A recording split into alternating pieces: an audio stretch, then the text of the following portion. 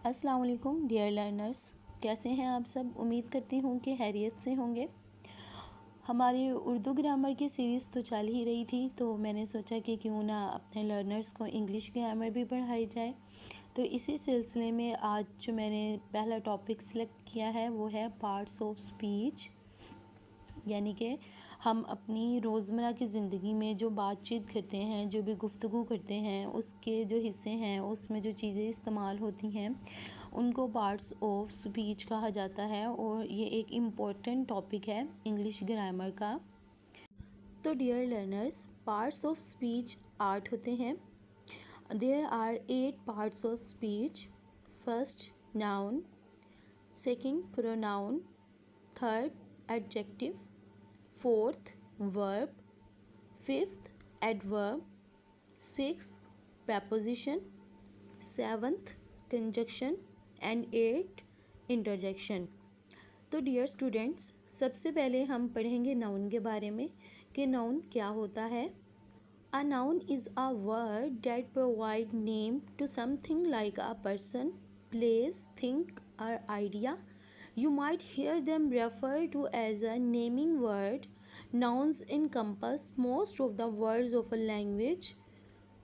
For example, the teacher told the children to stop talking during lecture. इसको मैं आपके लिए मज़ीद आसान बनाती हूँ कि एक नाउन वो वर्ड होता है, आप ज़रा इसके ऊपर फोकस करें कि मैं क्या कहना चाहती हूँ, कि एक नाउन वो वर्ड होता है जो हमें चीज़ों के नेम प्रोवाइड करता है। कोई भी दुनिया में कोई भी चीज़ है, कोई भी शख्स है, कोई भी जगह है, वो सब नाउन है। ठीक है, हमने उर्दू में आपको मैंने पढ़ाया था, नाउन को इसम कहते हैं और इसम से मुराद कोई भी शख्स, जगह या चीज़ का नाम है। और अगर आप देखें तो दुनिया में यही चीज़ें हैं ना, कोई लोग हैं, जगह हैं या चीज़ें हैं, तो उनको हम नाउन कहते हैं। और क्या आपको पता है कि नाउन को नेमिंग वर्ड भी कहा जाता है, यानी कि चीज़ों के दुनिया में जितने भी सारी चीज़ें हैं तो इस वजह से उसको नेमिंग वर्ड कहा जाता है। नाउन्स जो होते हैं, हमारी लैंग्वेज के ज़्यादातर अल्फाज जो हैं वो नाउन हैं। इसमें मैंने आपको एक एग्ज़ाम्पल दी थी कि जो एक टीचर है उसने बच्चों से कहा कि लेक्चर के दौरान बात ना करें। इस जुमले में हमारे पास दो नाउन हैं, टीचर और चिल्ड्रन, यानी कि उस्ताद और बच्चे, ये इस जुमले में बताए गए दो नाउन हैं। हमारा सेकंड पार्ट ऑफ स्पीच है प्रोनाउंस, जो कि नाउन से रिलेटेड है। Pronouns are used in place of noun. जैसे कि मैंने आपको पहले कहा कि प्रोनाउंस जो होते हैं वो नाउन्स की रिप्लेसमेंट में इस्तेमाल होते हैं। Pronoun helps to avoid repetition and make our sentences easy to understand. जो प्रोनाउंस हैं वो हमें हेल्प करते हैं कि हम बार बार जो इसम है उसकी रेपिटेशन से बच सकें और अपने जुमले को ज़्यादा बेहतर, ज़्यादा आसान बनाएं और ज़्यादा अच्छे तरीके से समझ सकें। For example, he, she, they, this, ये सब जो हैं प्रोनाउंस हैं। प्रोनाउंस की एक एग्ज़ाम्पल मैं आपको देती हूँ, like Ahmed goes to school, he wakes up early in the morning, he eats his breakfast. इन जुमलों में अहमद नाउन है, ही, जो बाकी दो जुमलों में ही इस्तेमाल हुआ, वो प्रोनाउन है। नेक्स्ट पार्ट ऑफ स्पीच है adjective. A adjective is a word that describes noun or pronoun such as person, place or thing. Adjectives can be used in many ways and help the speaker or writer to better describe something. All adjectives always come before a noun.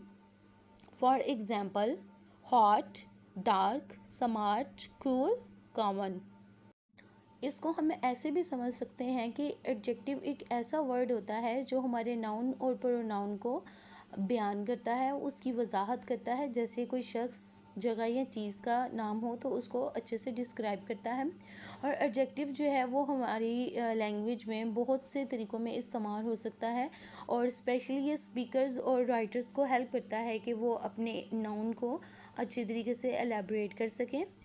जब भी हम कोई adjective use करते हैं तो वो हमेशा noun से पहले इस्तेमाल होता है, क्योंकि वो नाउन को ही डिस्क्राइब कर रहा होता है। और जो एडजेक्टिव है उसे हम उर्दू में इसम सिफ़त कहते हैं। ये मैं एक हिंट के तौर पर आपको बता रही हूँ, ताकि आप को इसकी बेटर अंडरस्टैंडिंग जो है वो हो सके। तो इसम सिफ़त मैंने उर्दू ग्रामर के लेक्चर में आपको बताया था कि इसम सिफ़त क्या होता है। वो जो इसम की अच्छाई, बुराई, खूबी या खसूसियत को जो है वो बयान करे, उसे इसम सिफ़त या इंग्लिश में हम उसको एडजेक्टिव कहते हैं। I hope you people get my point. Next part of speech है verb. A verb is a word or a combination of words that indicates action or a state of being or condition. A verb is the part of a sentence that tells us what the subject performs. For example, Ali walks in the morning, Mike is going to school. Now हम इसको इस तरह से भी कह सकते हैं कि ये वर्ब जो है वो एक ऐसा वर्ड है जो दो या दो से ज़्यादा अल्फाज का मजमुआ है, या जो एक्शंस को इंडिकेट करता है, यानी कि जो एक्शंस की तरफ इशारा करता है, और अ स्टेट ऑफ बीइंग और कंडीशन, या जो किसी हालत को ज़ाहिर करता है। अगर आसान अल्फाज में कहा जाए तो वर्ब जो है वो एक एक्शन वर्ड है। जो भी हम काम करते हैं, कोई भी खाना पीना, उठना बैठना, चलना सोना जागना, पढ़ना लिखना, तो ये सब क्या है, ये एक्शन है हमारे, और इन्हीं को वर्ब कहते हैं। बेसिकली ये वर्ब वो काम है जो हमारा सब्जेक्ट एक जुमले में परफॉर्म करता है। एग्जांपल्स के तौर पे मैंने आपको बताया था अली वॉक्स इन द मॉर्निंग। अली जो है सुबह के वक्त जो वॉक करता है, तो इसमें अली जो है वो वॉक कर रहा है, तो ये हमारा वर्ब है। और माइक सुबह स्कूल जाता है, Mike is going to school, तो माइक का जो स्कूल जाना है, जाना इसमें वर्ब है, यानी कि इसमें जो दो काम इन जुमलों में इस्तेमाल किए गए, वॉक्स और गोइंग, ये दोनों हमारे वर्ब हैं। तो आई होप कि आपको अच्छे से समझ आ गई होगी। तो हम अपने नेक्स्ट पार्ट ऑफ स्पीच की तरफ मूव करते हैं। हमारा अगला पार्ट ऑफ स्पीच है adverb. An adverb is a word, a set of words that modifies verbs, adjectives, and other adverbs. It tells when, where, and how an action is performed, or indicates the quality of degree of the action.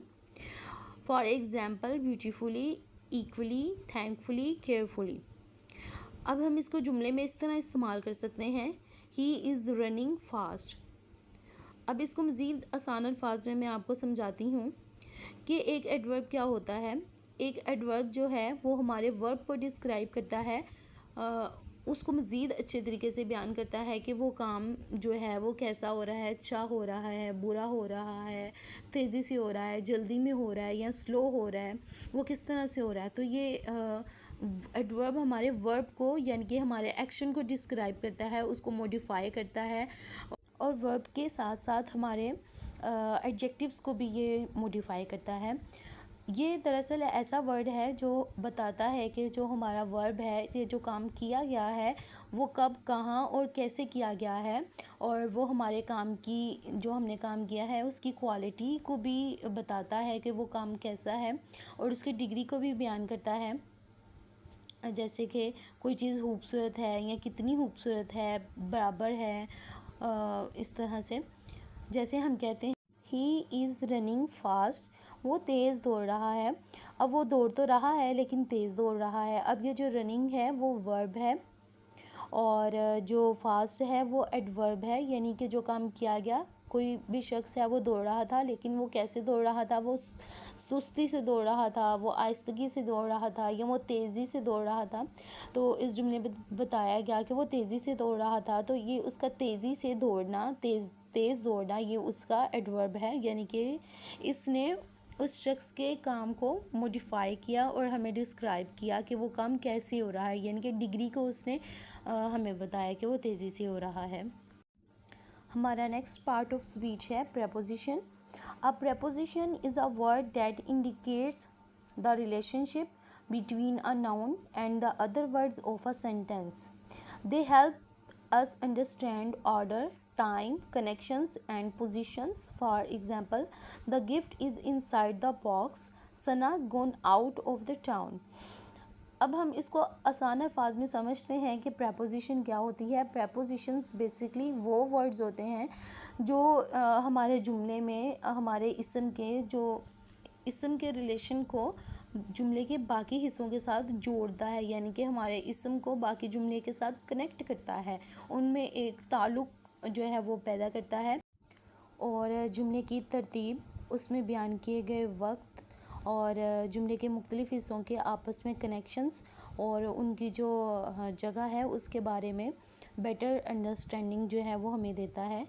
जैसे कि इस जुमले में the gift is inside the box, के जो तोहफ़ा है वो बॉक्स या डिब्बे के अंदर है, तो उसने हमारे जो इसम है उसको ऑब्जेक्ट के साथ कनेक्ट किया कि जो हमारा गिफ्ट है वो बॉक्स के अंदर है।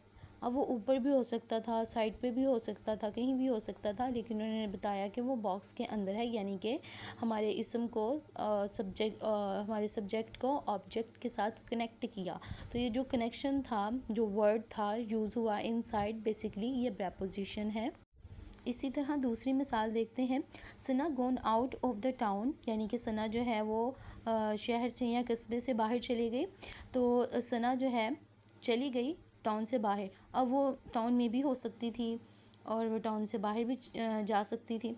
तो ये जो आउट होना है उसका ये प्रेपोजिशन है।